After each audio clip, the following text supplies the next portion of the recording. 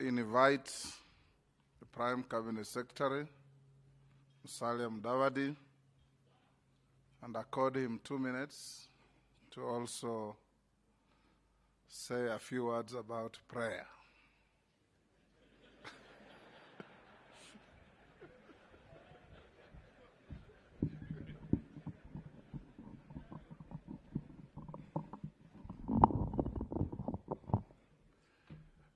Your Excellency, the President, Dr. William Samoei Ruto, the Deputy President, Rigathi Gachagua, Madam Rachel, Mrs. Rigathi Gachagua,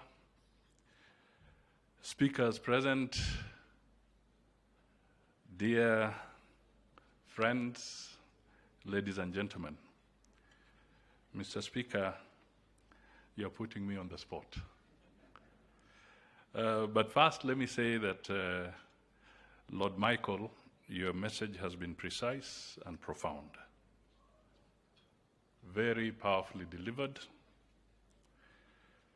You didn't mince your words, but something comes out clearly, that reconciliation is not easy. It is extremely difficult.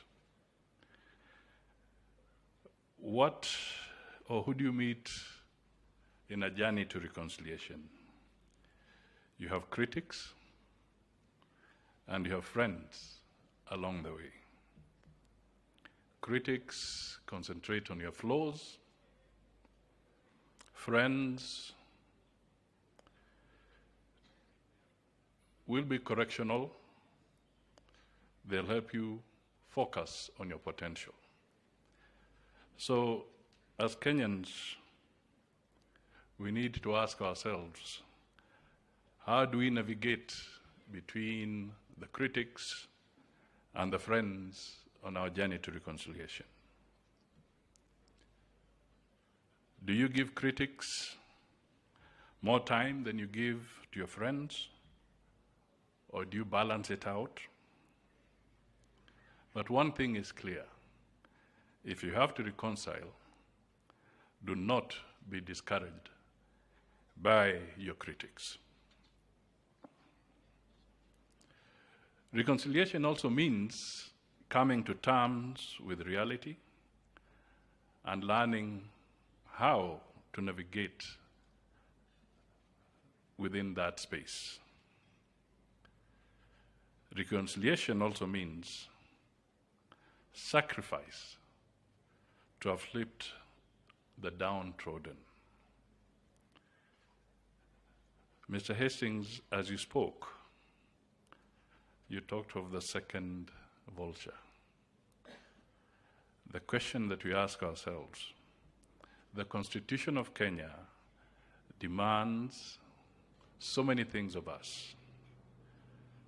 We must provide universal health care. We must provide shelter. We must provide food. We must provide for education. So, the question that I pose is this. When the President of Kenya says we need to make a contribution to provide shelter to those that do not have it, are we vultures? If he says that we need to provide support so that our children can go through school, and we stand up and say, I have educated my children, I therefore do not need to contribute to any education fund, are we being vultures? So, reconciliation is also sacrifice for the better. That's why I say it is not easy, at least from where I stand. Finally, Mr. Speaker, let us pray for Kenya. You asked me to say something about prayers, and that is what I say. Thank you.